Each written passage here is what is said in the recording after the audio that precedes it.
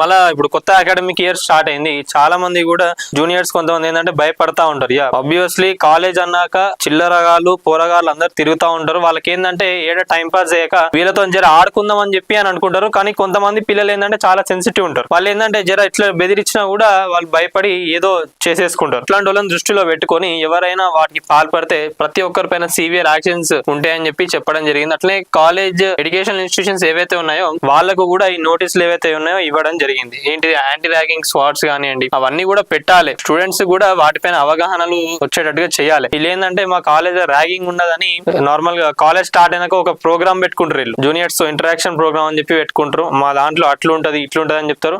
కానీ జూనియర్లు ఆ బ్లాక్ కి పోవద్దు, సీనియర్లు ఈ బ్లాక్ లోకి రావద్దు అని చెప్పి మళ్ళీ వీళ్ళే రూల్స్ పెడతారు. ఎందుకంటే అక్కడ ర్యాగింగ్ జరుగుతుందని వాళ్ళకి తెలుసు కాబట్టి ఫస్ట్ ఇయర్ లో మీరు క్యాంటీన్ దాకా అలౌడ్ ఉండదు, మీరు ఆ బ్లాక్ కి పోవద్దు, ఆ దరిదాపుల్లో పోవద్దు అని చెప్పి కాలేజ్లే చెప్తా ఉంటాయి. అంటే ఎందుకు చెప్తున్నారంటే ఆడ నడుస్తుంది కాబట్టి దాన్ని వీళ్ళు కంట్రోల్ చేయకుండా ఏమైనా ఇష్యూస్ అయినప్పుడు కూడా క్లోజ్ చేసుకుంటారు కాబట్టి ఇవన్నీ బయటికి రావు కాబట్టి కాలేజ్ వాళ్ళు కూడా ఇట్లా నడిపిస్తారు. సో ఇట్లాంటివన్నీ వీటికి ఏంటంటే గట్టిగా కాలేజ్ వాళ్ళు స్ట్రిక్ట్ ఉండి నిజంగా ఏమైనా ఎప్పుడైనా ర్యాగింగ్ జరిగినప్పుడు ఇట్లా మేనేజ్ కాకుండా ఆ స్టూడెంట్స్ పైన కూడా సివియర్ యాక్షన్ తీసుకున్నప్పుడు అయితే ఇంకొంతమంది ఏంటంటే వాళ్ళు కూడా జర భయపడతారు. సో ఇట్లాంటివి కాకుండా చూసుకోవడానికి ఈజీగా ఉంటది. ఇంకోటి ఏంటంటే కాలేజ్ బయట కూడా ఇష్టం ఉన్నట్టుగా వీళ్ళు ఏంటంటే ఒక అడ్డాలు క్రియేట్ చేసుకుని వాటిని కూడా నోటీస్ చేసుకోవాలి. కాలేజ్ లో లోపల ఉన్నంత వరకే మేము చూసుకుంటాం, కాలేజ్ బయట ఏమైనా చేసుకోండి మాకు సంబంధం లేదనుకుంటే అది కూడా తప్పే అవుతుంది.